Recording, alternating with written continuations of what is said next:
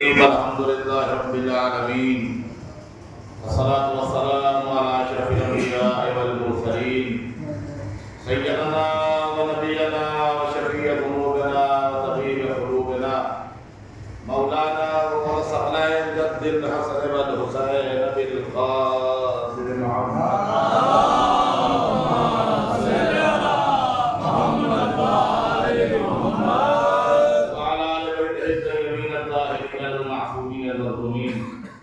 ولعنة الله على أعدائهم أجمعين.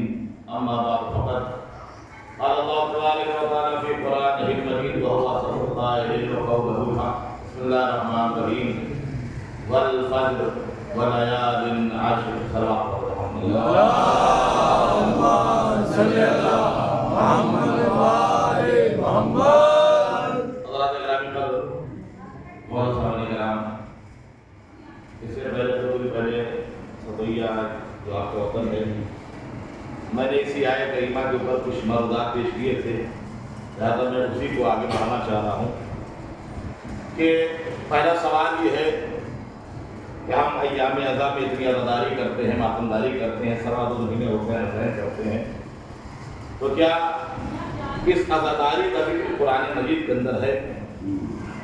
ان محرم کا ذکر قرآن مجید کے اندر ہے؟ اس لیے کہ ہم وہ قوم ہے کہ جن کا کوئی بھی عمل قرآن سے ہٹ کے نہیں ہوتا، ہمارا ہر عمل قرآن کے مطابق ہوتا ہے۔ تو جب 2.25 مہینے عزاداری کرتے ہیں تو کیا قرآن مجید میں یہ عزاداری موجود ہے؟ تو سب سورہ والفجر آپ پڑھیں گے تو سورہ والفجر میں ارشاد رب العزت ہو رہا ہے والفجر، قسم ہے فجر کی، وَلَيَالٍ عَشْرٍ، اور قسم ہے 10 راتوں کی۔ وضاحت میں کر چکا ہوں، لیکن بطور یاد دہانی ایک دو باتیں کر رہا ہے، پھر انشاءاللہ اصل مطلب کی طرف میں آ رہا ہوں۔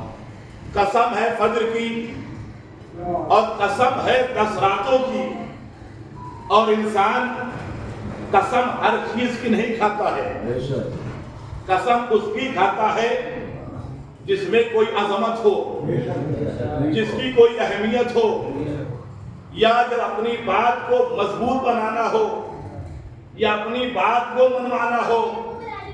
اور اس سے زیادہ کون سمجھے گا جس گھر میں بہت سارے وکیل ہیں۔ ایک سلمان پر محمد والے محمد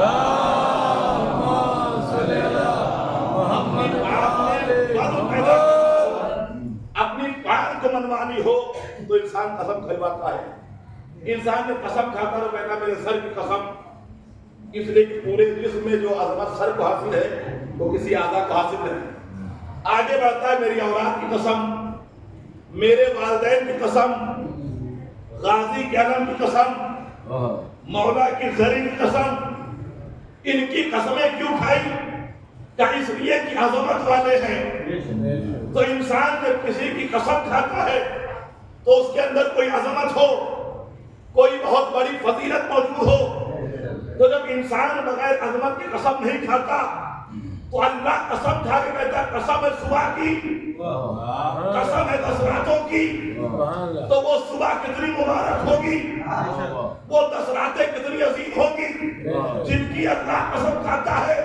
اور وہ 10 راتیں کتنی عظیم ہے، اتنی عظیم ہے کہ 10 راتوں نے قیامت تک کے لیے اسلام کو زندہ کر دیا۔ وہ 10 راتیں ہیں۔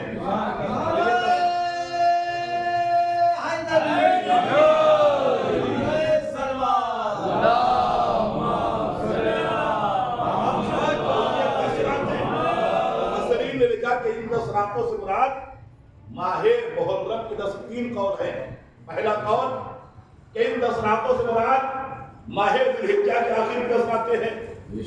دوسرا قول کہ ان 10 راتوں سے مراد ماہ مبارک رمضان کے آخر کی 10 راتیں ہیں اور محرم کی 10 راتیں ہیں۔ اور دلیل یہ ہے کہ ان 10 راتوں سے مراد محرم کی 10 راتیں ہیں۔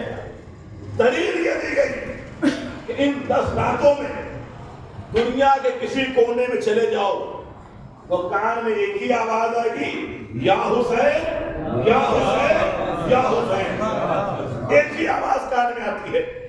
اور سورہ والفجر یہ وہ سورہ ہے جس کے لیے ہمارے اور آپ کے چھٹے امام حضرت امام جعفر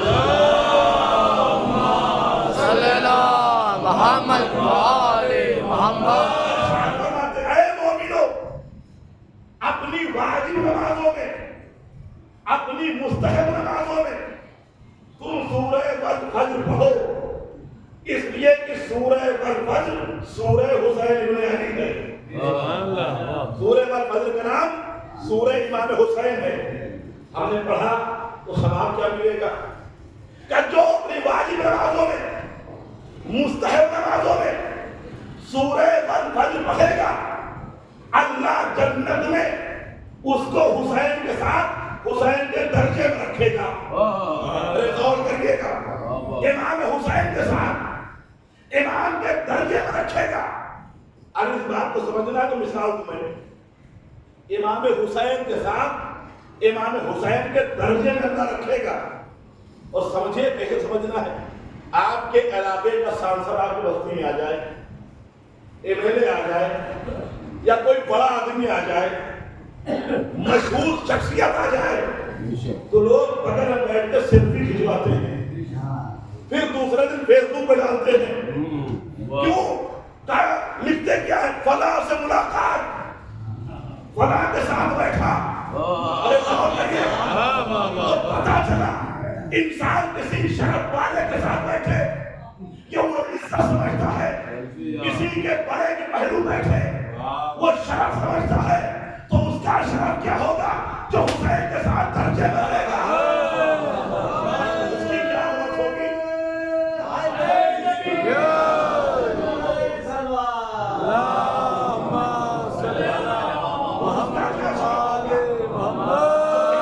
حسین کے ساتھ جنت میں، چھٹے امام کی حدیث ہے، جنت میں امام کے ساتھ امام کے درجے میں رہے گا۔ میں اپنی عظمت طرف آ رہا ہوں، لیکن پھر ایک سوال ذہن میں پیدا ہوتا ہے، کہاں وہ امام معصوم، کہاں گناہوں میں رہنے والے، کہاں وہ طہارتوں کے مجسمہ، کہاں مناظروں میں ڈوبے ہوئے، کہاں ان کے وہ آیت تطہیر کے مصداق، کہاں ہمارا جھوٹوں میں گزرنے والا، ہم ان کے ساتھ رہیں گے کیسے؟ میں مثال دوں، ہم حسین کے ساتھ حسین کے درجے میں ساتھ میں کیسے رہیں گے؟ اب یہ ایام اربعین گزرا ہے، زائرین گئے ہیں، اللہ ان کی زیارت قبول فرمائے، اور انشاءاللہ ہم سب کو مولا اپنے روضے میں بلائیں۔ آپ دیکھیے جب انسان جہاز کا سفر کرتا ہے تو ہلکا کپڑا نہیں پہنتا، مہنگے سے مہنگا کپڑا پہنتا ہے، اس لیے ہے بات اسٹیٹس۔ اچھا کپڑا پہنے گا، مہنگا کپڑا پہنے گا، بہترین کپڑا پہنے گا، صاف ستھرا کپڑا پہنے گا۔ انسان بہترین کپڑا پہنا تھا جب جانا ہے، گھر سے چلا، بہترین صاف ستھرا کپڑا ہے، ایک گندی مکھی اڑی اور صاف کپڑے کے دامن سے چپک گئی، کریم کی بارگاہ میں جا رہا تھا، مکھی ہٹائی نہیں اس نے، آگے گھر سے چلا، دامن میں مکھی چپکی ہے، ایئرپورٹ یہ پہنچا، مکھی کے ساتھ ساتھ ایئرپورٹ، امام کے ساتھ امام کے درجے میں کیسے ہوں گے؟ پہنچے نہیں کیسے؟ انسان کا کپڑا پاک صاف، مکھی کی خاصت حرارت میں رہتی ہے، اڑی دامن بیٹھی، اس نے ہٹایا نہیں، یہ ایئرپورٹ گیا، مکھی ساتھ ساتھ گئی کہ نہیں گئی؟ جہاز میں سوار ہوا، مکھی دامن سے لپٹی لپٹی جہاز پہنچی، جہاز نجف اترا، مکھی دامن سے لپٹی لپٹی نجف پہنچی، یہ انسان مولا کے روضے میں گیا، کہاں پاک لباس، کہاں گندی مکھی، لیکن پہنچی نجف تک، پہنچی امام کے روضے، یہ گیا کربلا، دامن سے لپٹی لپٹی پہنچی کربلا، یہ گیا سامرا، دامن سے لپٹی لپٹی پہنچی سامرا، یہ گیا کاظمین، دامن سے لپٹی لپٹی پہنچی کاظمین۔ اب یہ بتائیے پاک لباس گندی مکھی گئی کہ نہیں گئی؟ جہاں جہاں انسان گیا، نجف گیا تو نجف گئی، کربلا گیا تو کربلا گئی، سامرا گیا تو سامرا گئی، کاظمین گیا تو کاظمین گئی۔ تو آپ کہیں گے پاک لباس یہ گندی مکھی گئی کیسے؟ کہاں میں دیکھا نہیں، یہ دامن تھامے ہوئے تھی، پہنچیے گا، یہ دامن تھامے ہوئے تھی، تو پتا چل گیا اگر کہیں پاک جگہ جانا ہے تمہارے نقش ہے تم دامن تھامے رہو جہاں وہ جائے گا ساتھ لے کے جائے گا بس حسین کا دامن تھامے رہو مولا جہاں جہاں جائیں گے ساتھ لے کے جائے گا ایک سارا پڑھے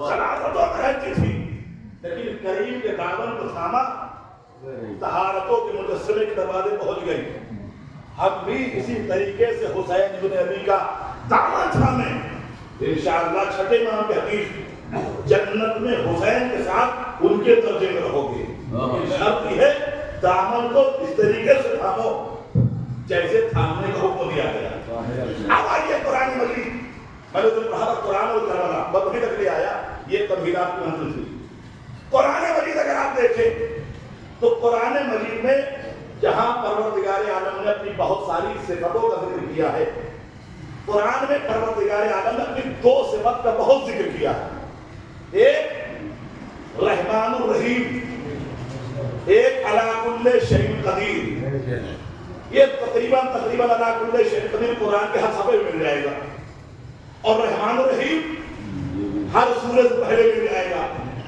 تو پروردگار عالم کی جہاں بہت صفتیں ہیں وہاں ان دو صفتوں کا پروردگار نے بہت ذکر کیا ایک صفت رحمت ایک صفت قدرت غور کریے گا اور صفت رحمت صرف رحمان الرحیم نہیں ہے اللہ کا تواب ہونا بھی صفت رحمت ہے اللہ کا غفور ہونا بھی صفت رحمت ہے اللہ کا ستار الذنوب ہونا بھی صفت رحمت ہے تو یہ تو اللہ کے نام ہے انسان کا مرحوم ہونا بھی اللہ کی صفت رحمت ہے اب میں یہاں گیا تھوڑا موضوع سخت ہے لیکن انشاءاللہ میں آسان کروں گا انسان کا مرحوم ہونا صفت رحمت ہے مرحوم کہتے کسے ہیں مرحوم اسے کہتے ہیں جس پر اللہ کی رحمت ہو اسے مرحوم کہتے ہیں نا تھوڑا سمجھا دوں گا کہ جس پر اللہ کی رحمت ہو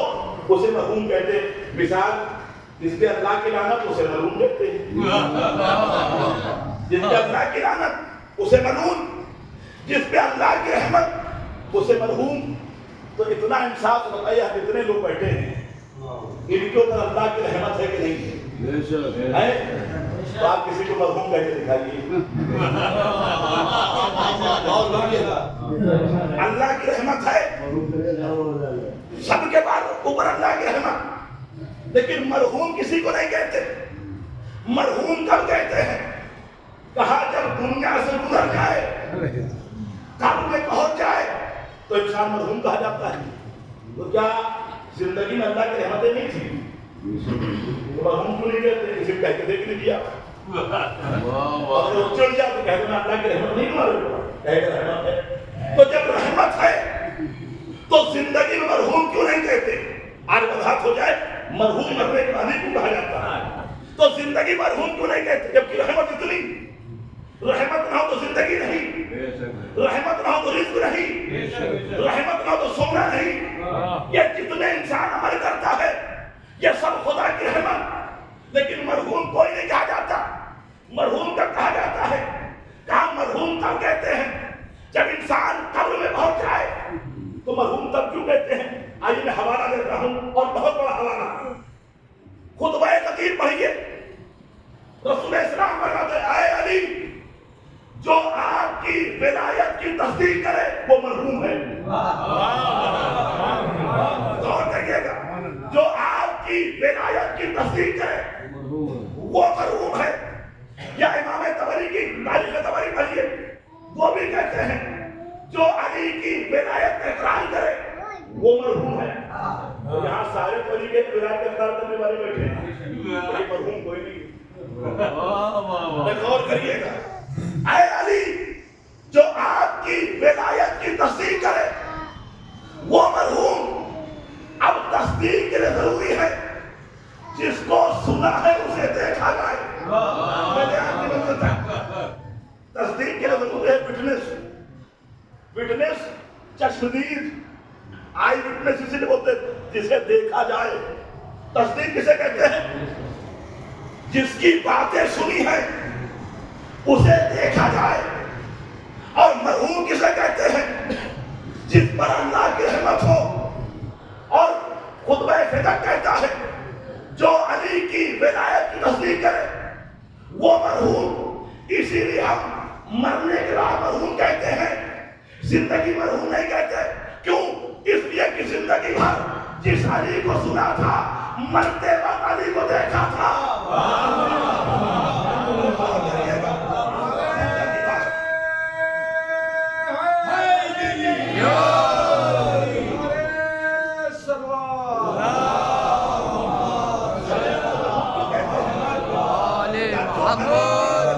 تصدیق ہے وہ مرحوم. اور تصدیق کے ضروری ہے دیکھنا. ہم نے زندگی بھر علی کے فضائل سنے تو تھے, دیکھا نہیں تھا. اور جب قبر میں گئے تو علی کو دیکھا تو کہا گیا مرحوم. اب یہی وجہ ہے پہلے قبر میں بٹھاتے ہیں, اسماء امام کہہ کے سناتے ہیں, پھر پٹنے رکھ کر علی کی زیارت کراتے ہیں. اس لیے مرحوم کہا جاتا ہے.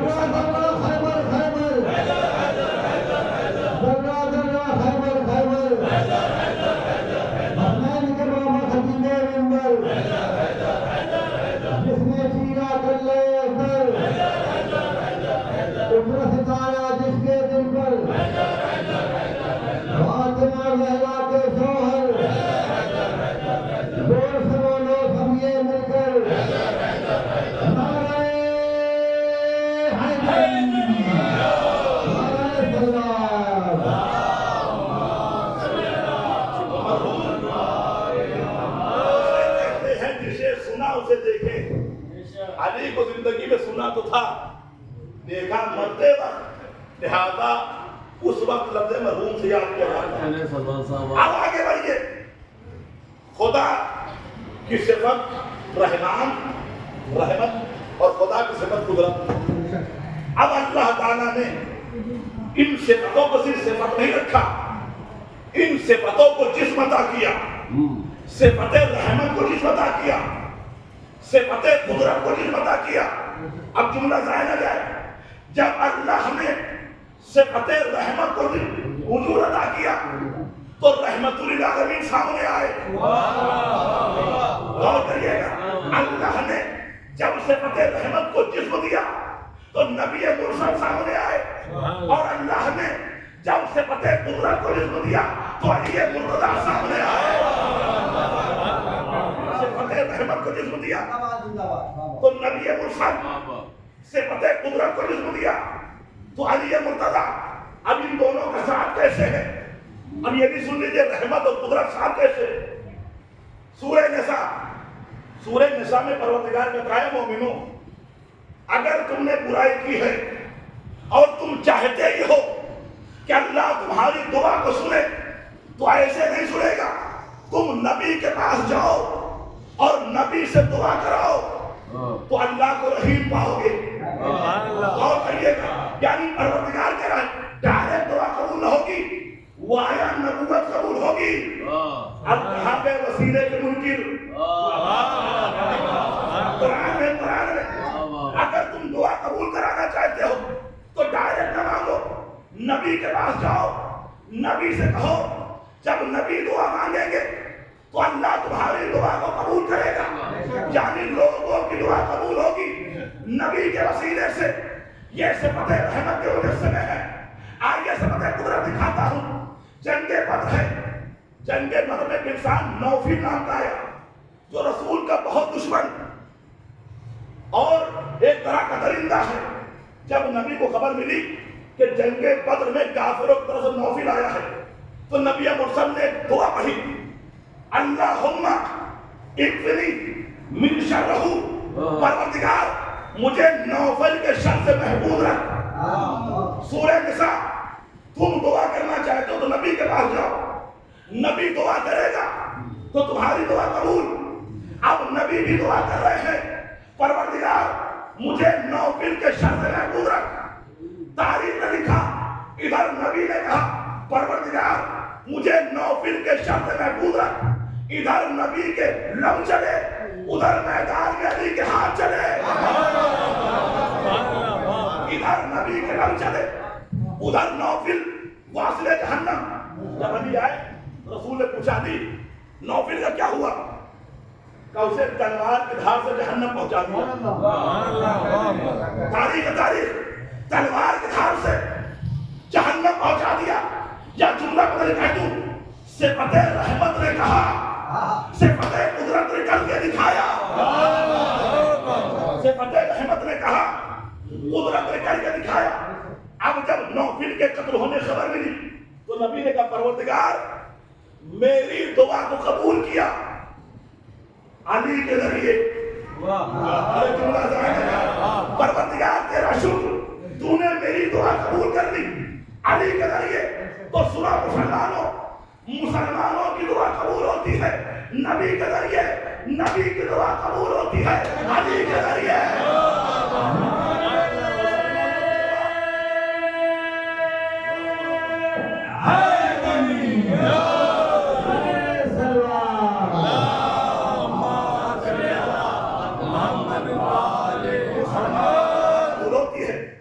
نبی کے ذریعے اور نبی کی دعا قبول ہوتی ہے علی کے ذریعے. یہ آگے بڑھوں ایک اور حوالہ تو بہت بڑا حوالہ. شیخ طوسی علیہ الرحمہ وہ لکھتے اپنی کتاب میں نبی مرسل کے پاس ایک نگینہ تھا.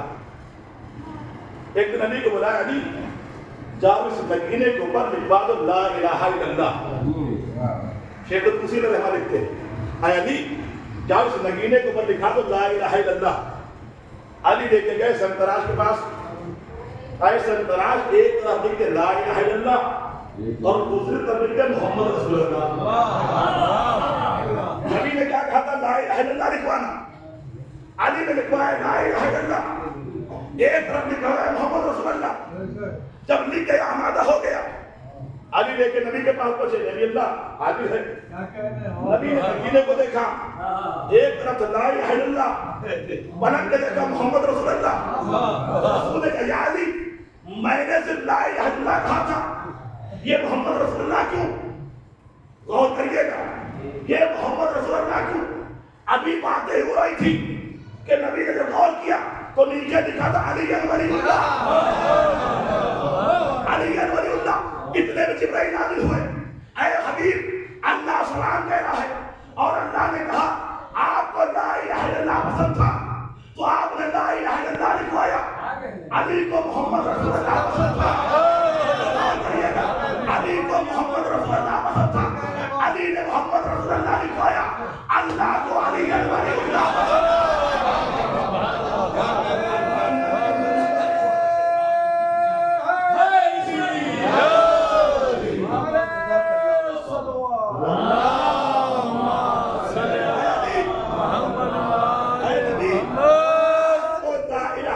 پسند تھا. آپ نے لا الہ الا اللہ لکھوایا. علی کو محمد رسول اللہ پسند تھا. علی نے محمد رسول اللہ لکھوایا. اللہ کو علی ولی اللہ پسند تھا. اب ہم سے نہ کہو علی ولی اللہ پہ جوش کیوں آتا ہے. اللہ نے سوال کرو کہ سلام علیہ محمد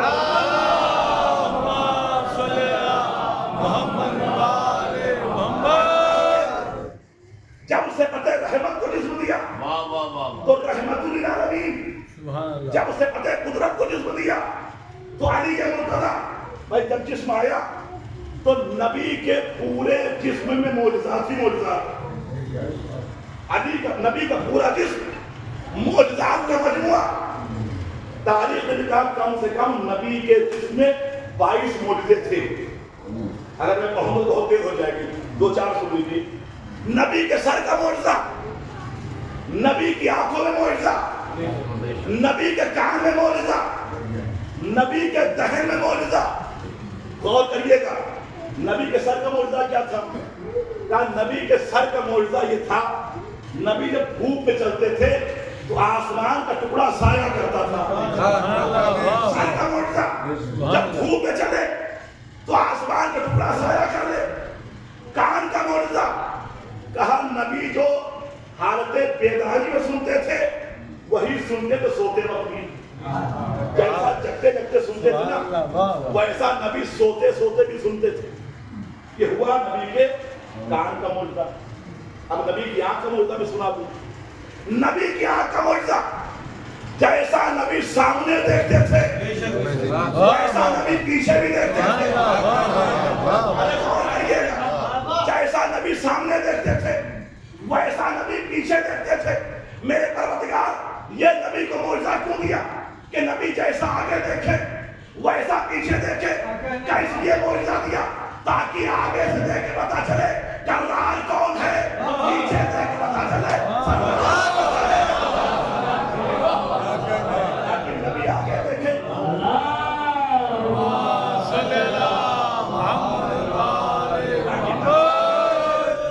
پتا چلے کرار کون, پیچھے دیکھے تاکہ پتا چلے فرار کون.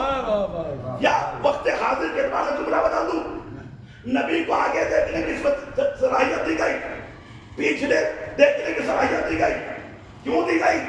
تاکہ آگے دیکھے پتا چلے آگے بڑھنے والے کون, پیچھے دیکھے تاکہ پتا چلے تشریف لے جانے والے کون.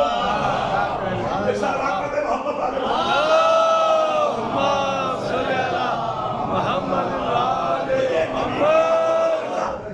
اب نبی کے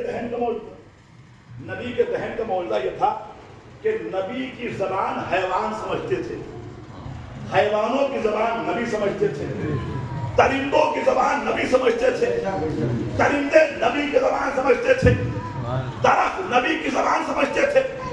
درخت کو اشارہ کے تاریخوں میں ہے. ابو سفیان نے کہا اگر آپ نبی ہیں ایسا کریے, اس درخت کو حکم دیے درخت یہاں جائے میں کلمہ پڑھ لوں گا. درخت سامنے گا تو نبی نے کہا یہاں جا, اور درخت اپنی جگہ چھوڑتا نبی کے سامنے آ گیا. درخت نبی کے سامنے آ گیا تو نبی کی زبان حیوان سمجھے, نبی کی زبان درندے سمجھے, نبی کی زبان درخت سمجھے. حیوان کو بلایا آ گیا, درندے کو بلایا آ گیا, درخت کو بلایا آ گیا. لیکن ایک مقام نبی بلاتے رہے.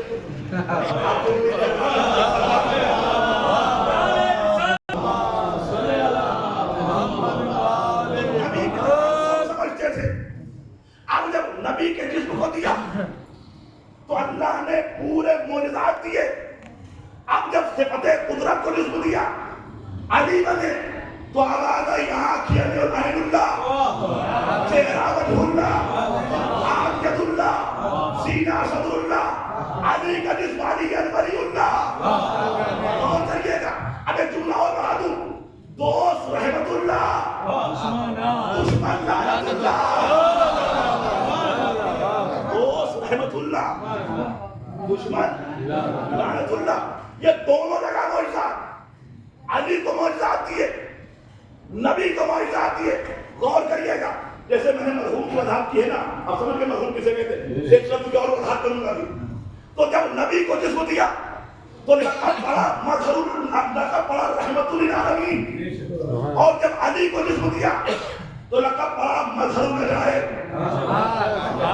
اور کریے گا مظہر العجائب. نبی کو رحمت للعالمین کہا گیا, علی کو مظہر العجائب کہا گیا. اس کا کیا مطلب؟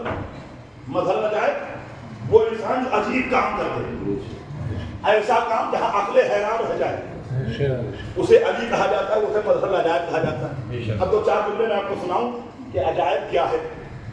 آپ دنیا میں گھومیے, کتنے عجوبے دنیا میں, 7 عجوبے. تو کیا دنیا میں سے اچھی عمارتیں نہیں؟ انہیں عجوبہ کیوں کہا جاتا ہے؟ تعجبہ اس لیے کہا جاتا ہے کہ یہ عمارتیں اس وقت بنائی گئی جب ٹیکنالوجی نہیں تھی, جب سائنس نہیں تھی, جب اتنی عقل کام نہیں کر رہی تھی. تو اس زمانے میں اتنی اچھی عمارتیں بنی تو دنیا نے کہا 7 عجوبے. غور کریے گا تو پوری دنیا کے انسان مل کے آج تک صرف 7 عجوبے بنا سکے, لیکن ایک اللہ نے 14 مظہر العجائب بنا دیے. 14 مظہر العجائب. اب یہ عجائب کیا ہے؟ عجائب عجیب کی جمع ہے.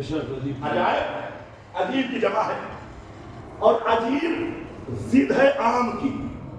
یہ عام لفظ, ایک ہوتا ہے عام کام کرنا, ایک ہوتا ہے کچھ ہٹ کے کرنا. جو کچھ ہٹ کے ہوتا ہے نا اس کے کہتے ہیں عجیب. اب سنیے, عام بات اور عجیب بات. علی مظہر العجائب ہے تو کیسے سمجھا جائے؟ کہا اب دنیا میں ہر انسان اپنے گھر آتا ہے دروازے سے، یہ عام بات ہے۔ علی مظہر جان کیسے ہے؟ ہر انسان گھر میں آتا ہے اپنے دروازے سے، یہ عام بات ہے۔ اور کسی کے لیے دیوار میں گھر بن جائے،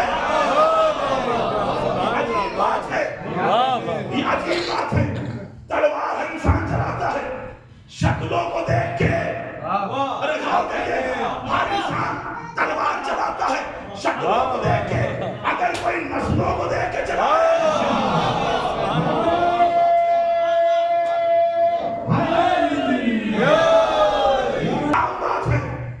نسلوں کو دیکھ کے تلوار چلانا عجیب بات ہے۔ تلوار سے کسی کو مار دینا، تلوار سے کسی کو قتل کر دینا، یہ عام بات ہے۔ ٹھوکر سے زندہ کر دینا، تلوار سے کسی کو قتل کر دینا عام بات ہے، ٹھوکر سے زندہ کر دینا عجیب بات ہے۔ آیت پہ عمل کرنا، آیت پہ عمل کرنا عام بات ہے، عمل پہ آیت آ جائے عجیب بات ہے۔ آیت پہ عمل کرنا عام بات ہے، اور عمل پہ آیت آ جائے یہ عجیب بات ہے۔ کہوارے بچہ سانپ کو دیکھ کے رو دے، کہوارے بچہ سانپ کو دیکھ کے رو دے، یہ عام بات ہے۔ کہوارے میں اٹھا چیر دے، عجیب بات ہے، یہ عجیب بات ہے۔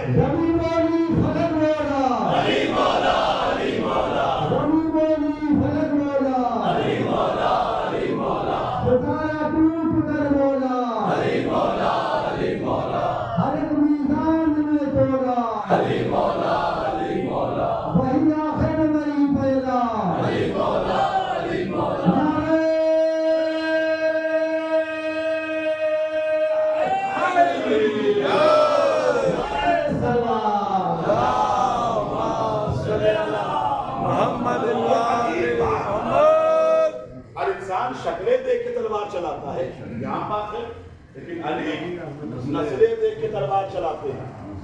ہر انسان دروازے سے آتا ہے، علی کے لیے دیوار میں در بنایا جاتا ہے، یہ عجیب بات۔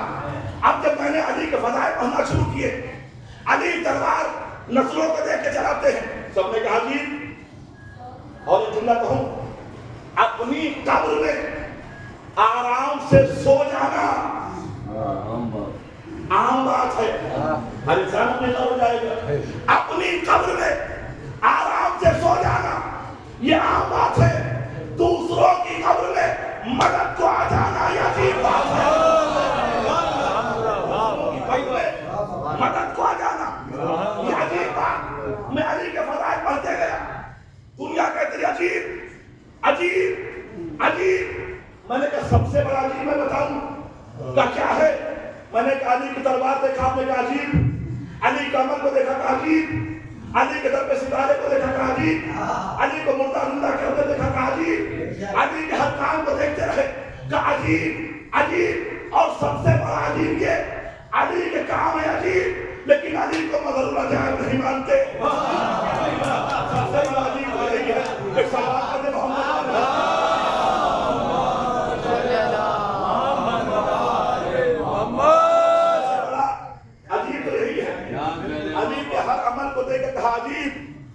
جو ٹھوکر سے مردہ زندہ کر دے کہا عجیب، جو نسلوں کو دیکھ کے تلوار چلائے کہا عجیب، جو دوسروں قبروں میں مدد کرنے آئے کہا عجیب۔ علی کے ہر کام کو عجیب مانا، لیکن علی کو مظہر اللہ جان نہیں مانتے ہیں۔ تو سب سے بڑی عجیب بات تو یہی ہے نا، ایک اور سلوات پڑھ دے محمد والے محمد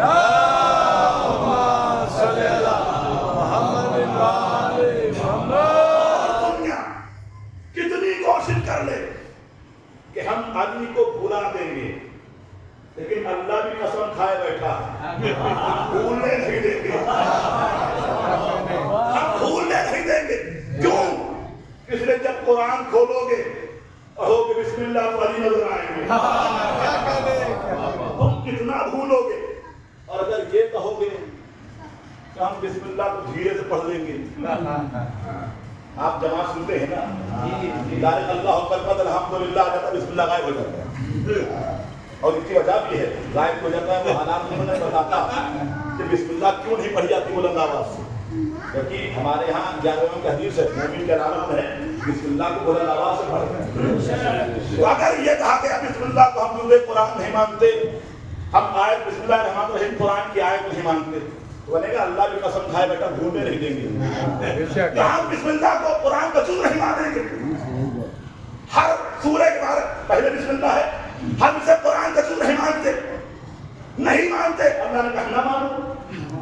لیکن ایک سورہ ہے سورہ نمل جس میں بسم اللہ بیچ میں آ گئی.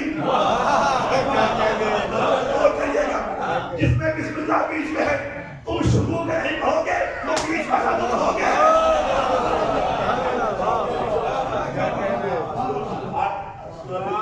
سورہ کے شروع والا نہیں پڑھو گے, لیکن سورہ نمل میں تو درمیان میں ہے نا آیت بنائی ہے, آیت کو انکار کر نہیں سکتے. تو جب بسم اللہ پڑھو گے تو علی نظر آئیں گے, ابو نظر آئیں گے. میں دلیل دے دیتا ہوں. اس لیے جناب ابن عبداللہ ابن عباس, یہ کون حبر الامہ ان کا لقب ہے, امت کی سیاہی, بہت بڑے مفسر قرآن. علی کے پاس پوچھا یا علی قرآن کی تفسیر سنا دیجیے. علی نے کہا بیٹھو بیٹھو. علی کے پاس بیٹھ گئے. مولا علی نے سورہ الحمد کی تفسیر کرنا شروع کی. رات ایک حصہ گزرا تفسیر ہو رہی ہے, دوسرا حصہ گزرا تفسیر ہو رہی ہے, تیسرا حصہ گزرا تفسیر ہو رہی ہے. یہ آسان ہے, صبح کا وقت آ گیا. کہ یا علی آسمان دیکھیے, صبح کاذب آ گئی, صبح صادق آنے والی ہے. تو علی نے کہا سنو, ابھی سورہ الحمد کی تفسیر ختم نہیں ہوئی. ابھی 7 آیتیں ہیں, 7 سورہ الحمد میں. قرآن میں 6666 آیتیں.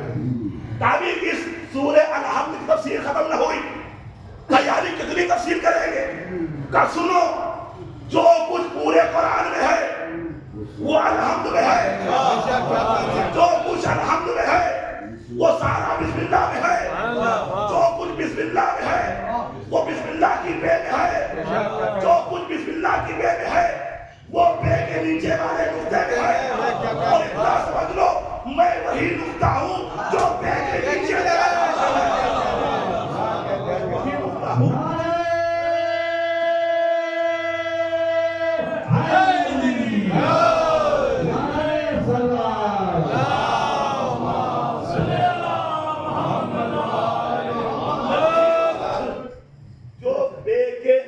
دیا جاتا ہے. اور لفظ بھی علی نے عجب انتخاب کیا. لفظ بے, مولوی صاحب بیٹھے ہیں, سب کو پڑھاتے رہتے ہیں اور آپ بھی عربی قاعدہ جانتے ہیں. ایک لفظ ہے بے. اس بے کی خاصیت یہ ہے, حروف تہجی جو ہیں آپ نے جیم جیم بے خے دال دال رے رے, ان سب کی خاصیت ہے. جیم کا نقطہ ہٹا دو یہ بن جائے گا, ایک نقطہ ہٹا دو یہ بن جائے گا, 2 نقطہ ہٹا دو 2 بن جائے گا, عین نقطہ ہٹا دو غین بن جائے گا. ہر پڑھنے میں آ جائے گا. نقطہ ہٹا دو, عین کا ہٹا دو, غین کا ہٹا دو, اب عین پڑھیں گے. خے کا ہٹا دو, اب ہے پڑھ دیں گے. زو کا ہٹا دو, اب زار پڑھ دیں گے. آپ زے کا ہٹا دو, ہے پڑھ دیں گے. تو ہر نقطے کو ہٹا دیں گے تو کوئی لفظ پڑھنے میں آ جائے گا.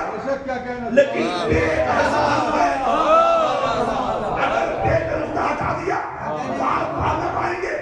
علی صرف نقطہ نہیں بتا رہے ہیں, علی بتانا چاہتے ہیں اگر اسلام سے علی کو ہٹا دیا تو اسلام خالی ہو جائے گا. اگر اسلام سے علی کو ہٹا دیا تو اسلام خالی ہو جائے گا, اسلام سمجھ میں نہ آئے گا. اب یہاں تک جا کے تو اعتراض کرتے ہیں کہ یہ کیسے مان لے کہ ایک نقطے میں 6666 آیتیں والا قرآن, 114 سورے والا قرآن ایک نقطے میں سمجھ جائے, ایک نقطے میں قرآن سمجھ جائے. میں نے کبھی بتایا ہے ابھی سارے کام عجیب کرتے ہیں, غور کریے گا. علی سارے کام علی یعنی مذہب لگائے ہے. اور میں نے کہا ٹھیک اگر یہ سمجھ نہیں آتا تو آپ کی سائنس نے سمجھا دیا کہ تعجب نہ کرو اگر علی نے قرآن کو نقطے سے سمو دیا، اکٹھا کر دیا، کہیں گے کیوں؟ جتنے لوگ میرے سامنے بیٹھے سب کے ہاتھ موبائل ہے، موبائل اتنا بڑا، اس میں اتنی بڑی چپ لگی ہے، علی نے قرآن کو نقطے میں کیسے سمیٹ دیا؟ اتنی چھوٹی سی چپ، اسے کس نے بنایا؟ انسانوں نے بنایا۔ اس کی خاصیت یہ، آپ 1 GB لیجئے، 50 GB لیجئے، اتنی چھوٹی سی، اس کے اندر پوری لائبریری جمع کر لیجئے، 1000 کتاب، 1,00,000 کتاب، مکتبہ شاملہ صافیہ ہے، وہ ایک میموری میں آ جاتا ہے، اس میں 10,00,000 کتابیں ہیں۔ ارے سمجھے نہیں آپ، ایک انسان نے تھوڑا سا علم حاصل کیا، اس نے ایک چپ بنائی، اس کی خاصیت اتنی چھوٹی سی چپ میں 10,00,000 کتاب جمع کر سکتا ہے۔ تو جب انسان یہ کر سکتا ہے کہ چھوٹی سی چپ میں 10,00,000 کتاب جمع کر سکتا ہے، تو ابھی مدن بجائے ہو کے قرآن کو نقطے میں جمع کرتے ہیں۔ اس سلام کرتے محمد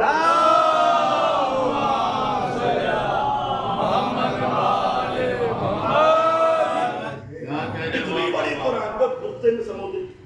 لیکن یہاں پر آگے گواہ پڑھ دوں میں اس بات کی تائید میں۔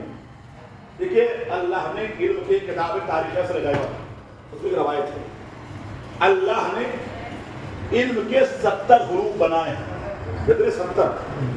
70 حروف بنائے، اور آدم سے لے کر آج تک، آج سے لے کر قیامت تک جتنے انسان پیدا ہوں گے ان 70 حروف میں صرف 2 حرف کا علم ملے گا۔ غور کریے گا، اللہ نے تاریخ اثر غیبت کتاب کا نام بتا دیا، پڑھنا رکھا۔ روایت کیا ہے؟ اللہ نے علم کے 70 حروف بنائے، آدم میدان مقتل تک ساتھ رہے، اور مقتل کہتا ہے یہ 2 یعنی جناب علی اکبر اور جناب عباس جب کربلا میں حسین کی اجازت لے کے گئے، حسین ٹوٹ گئے، حسین اکیلے ہو گئے، حسین تنہا ہو گئے۔ کیوں؟ میں تاریخ روایت پڑھتا، روایت کہتی ہے اگر کسی کا برابر کا بھائی اس کے سامنے دنیا سے چلا جائے اس کی کمر کھل جاتی، اگر کسی کا جوان بیٹا باپ کے سامنے دنیا سے چلا جائے تو آنکھوں کی بینائی چلی جاتی۔ کوئی حسین مظلوم سے پوچھے، انسان کے گھر میں ایک جنازہ اٹھتا ہے تو انسان کو سنبھالنا مشکل ہو جاتا ہے، لیکن کوئی حسین غریب سے پوچھے، کبھی اکبر کا جنازہ، کبھی عباس کی کٹے ہوئے باتوں یا چھوٹا کہہ دوں، کبھی حسین کی کمر ٹوٹ رہی ہے، کبھی آنکھوں کی بینائی جاتی۔ اور یہی وجہ ہے، آپ تصور سنتے ہیں کہ جب جناب عباس کی آواز سنی، حسین نے کمر پہ ہاتھ رکھا، الان ان کا سرا سہری یا آخری عباس، اب حسین کی کمر ٹوٹ گئی۔ جب مقتل سے اکبر کی آواز آئی، بابا سلام آخر قبول کر لیجئے، حسین نے جملہ کہا، یا بنیا بعد دنیا کا لفا، میرے لال تمہارے بعد دنیا ڈھیر ہو گئی۔ حسین کی کمر بھی ٹوٹ چکی ہے، حسین کی آنکھوں کی بینائی بھی آ چکی ہے، لیکن مقتل کہتا ہے مجھے یہاں نہیں رکنا ہے، مجھے زندان شام تک جانا ہے۔ حسین کی کمر بھی ٹوٹ چکی ہے، حسین کی آنکھوں کی بینائی بھی آ چکی ہے، لیکن ڈاکٹر کلب صادق صاحب مرحوم اللہ ان پر رحمت نازل فرما کی قبر کے اوپر وہ اپنی کتاب میں جب امام حسین کے مسائل تحریر کرتے ہیں تو جملہ لکھتے ہیں، کربلا کے میدان میں حسین ابن علی نے 7 حملے کیے ہیں، 7 حملے۔ آپ ایک احساس کریے، جس کے سامنے اس کے بیٹے مارے گئے ہوں، جس کے سامنے اس کے بھائی کے ہاتھ کاٹے گئے ہوں، جس کے سامنے اس کے بھانجے شہید کیے گئے ہوں، اس انسان کے اوپر کیا کیفیت ہوگی؟ لیکن وہ تحریر کرتے ہیں جب حسین نے حملہ کیا تو حملہ اتنا خطرناک تھا کہ فوجیں آدھا کوفے کی طرف دیوار سے ٹکرانے لگی۔ حسین یہی کہہ رہے تھے، کہاں بھاگ کے جا رہے ہو؟ تم نے ہمارے امن محبت کو مار دیا، تم نے ہمارے اکبر کو مار دیا، تم نے عباس کو مار کر دیے۔ ارے حد تو یہ ہو گئی، تم نے اصغر کے گلے پر تیر مار دیا۔ تم کہاں جا رہے ہو؟ حسین جنگ کرتے کرتے ایک مرتبہ فرات کی جانب پہنچے، ایک صدا دی، عباس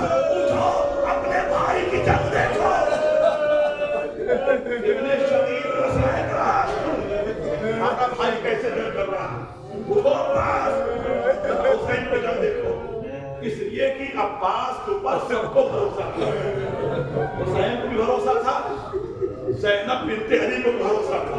बस ये एक रवायत है, मसाइब पढ़ने का नाम नहीं है, मसाइब महफूज करने का नाम है। आपने अर्बईन मना ली, अब्बास कहते किसे? जिसके ऊपर पूरे अहले हरम को भरोसा था, उसे अब्बास कहते। और कितना भरोसा था? मख्तर लिखता है, जब कैद शाम से रिहाई हुई, ज़ैनब तमाम बीवियों को लेकर करबला आई। 3 दिन तक या 7 दिन तक सरजमीन करबला पर हुसैन का मातम किया। कौन हुसैन? जिसका चेहलू नहीं होगा। आप यहाँ किसी के दफा और करते क्या है? जब उसका चेहलू बनाते हैं ना, तो अच्छा खाना बनाते हैं, दुनिया के अच्छे से अच्छे फल लाते हैं, अच्छी से अच्छी मिठाइयाँ लाते हैं, फिर फातिहा करते हैं। लेकिन फरीद रखनी कहते हैं, थी रोटियां जो खुश तो पानी भी गर्म था, इस शाम से हुआ है 72 फातिहा और किबरा के फर्श खाक का खातून की पड़ी काबिल ने जब दिया अली अकबर का फातिहा। बेहोश हो गई। इस शाम से शोभा के बाद ले लूंगा जो करबला के मैदान में बहन बहुत दिन के बाद भाई की खबर भी आई। मख्तर कहता है, जैसे ज़ैनब ने अपने भैया की खबर को देखा, अपने आप को सवारी से गिराया। अरे भैया, ज़ैनब आ गई भैया, भैया ज़ैनब चेहलू बनाने आई है। भैया, जब मैं यहाँ से गई थी तो आपका नाशा में गोरों का बन रहा था, न कोई कुछ देने वाला था, न कोई कमर बिहाने वाला था। ज़ैनब आई, लेकिन भैया एक सुनानी लाई हो भैया, भैया एक सुनानी लाई हो भैया। ज़ैनब सुनानी क्या लाई है? अरे भैया, जब हम करबला से चले थे तो एक सकीना की शक्ल में आपकी अमानत हमारे पास थी, लेकिन भैया सकीना छूट गई। सकीना क्या है? भैया जिंदाने शाम में सकीना को तोड़ दिया। अब ये काफिला करबला में हुसैन का चेहरा बना चुका है। काफिला मदीने चला, यही टकराना था।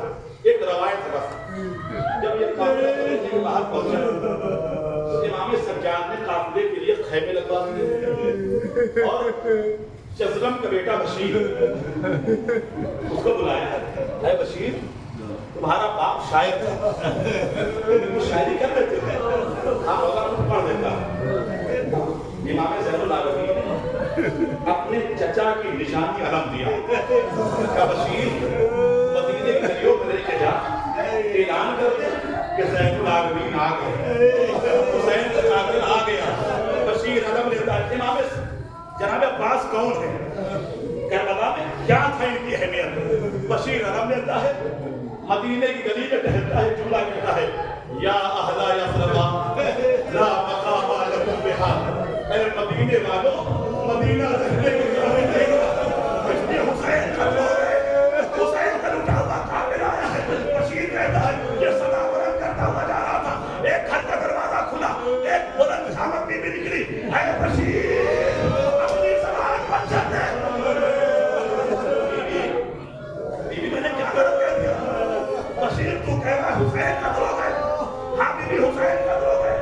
हुसैन का काफिला आया है। एक बार बीबी कहती, बशीर अरे कैसे मानूं?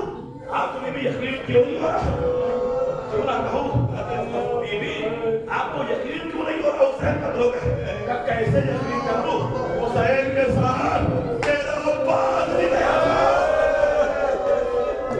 कैसे यकीन कि अब्बास के होते हुसैन का फिक्र दिए थे। बीबी मेरी क्या बसात? इमाम ज़ैनुल आबिदीन मदीने के बाहर आ चुके हैं, काफिले के खैमे लगे हैं, आप चलिए। मकसद लिखा है, 3 लोग इमाम सज्जाद की आमद पर मदीने से बहुत तेजी से निकले। एक जनाबे उम्मुल बनीन, एक जनाबे मोहम्मद हनफिया, एक जनाबे सुहरा। आपकी जनाब सोहरा तीन लोग निकले। अख्तर कहता है मोहम्मद हनफिया बहुत तेजी से निकले, जा रहे थे, रास्ते में क्या देखा, एक ज़ईफ है। मोहम्मद हनफिया बहुत तेजी से जा रहे हैं, एक ज़ईफ है। मोहम्मद हनफिया ने जुमला कहा है, ज़ईफ मेरा रास्ता छोड़ दो, मेरा बेटा सज्जाद आया, सज्जाद सर उठाया, ए चचा, अरे मैं तेरा सज्जाद, मोहम्मद हनफिया कहते हैं, अरे सज्जाद ये 35 साल की उम्र में बाल सफेद कैसे हो गए, अरे कमर कैसे झुक गई। हनफिया उतरे मोहम्मद हनफिया, आपका चाहने वाला परदेसी बहुत दिनों के बाद घर आए, अचानक से मुलाकात हो तो आपकी कैफियत क्या होती है, उसे दौड़ के गले लगा देते। मोहम्मद हनफिया को हुसैन का बेटा मिला, चाहते कि गले से लगा दे। मोहम्मद हनफिया ने एक जुमला कहा, चचा दूर रहिएगा, बेटा इतने दिनों के बाद मिले हो, एक बार अपनी गर्दन उठाई, चचा मेरी गर्दन देखो, अरे दोस्त ने मेरी गर्दन का गोश्त खा लिया, दोस्त ने मेरी गर्दन का गोश्त खा लिया।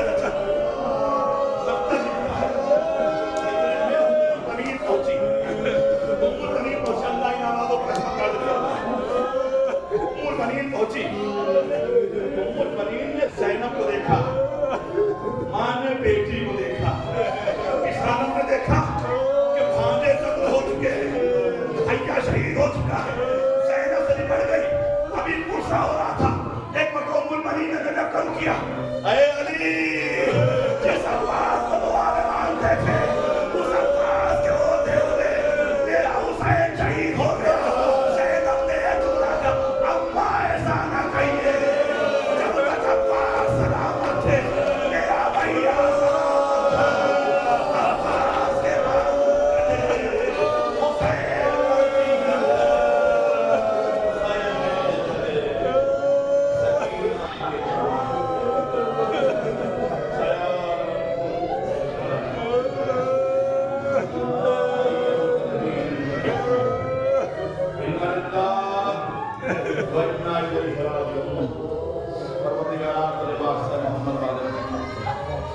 हमारी से बात हमारे नाज़मों को हमारे ज़हरा में लटके परवरदिगार नाज़मों के सदक़े में जो बीमार हैं, जो परेशान हैं, परवरदिगार उनकी परेशानी की बीमारी को दूर फरमा। परवरदिगार हम सबकी अज़ादारी को कबूल फरमा, मातमदारी को कबूल फरमा। परवरदिगार इमाम ज़माना के हुकूम नाज़िल फरमा, हम सबको उनके आराम में रब्बना तक़ब्बल मिन्ना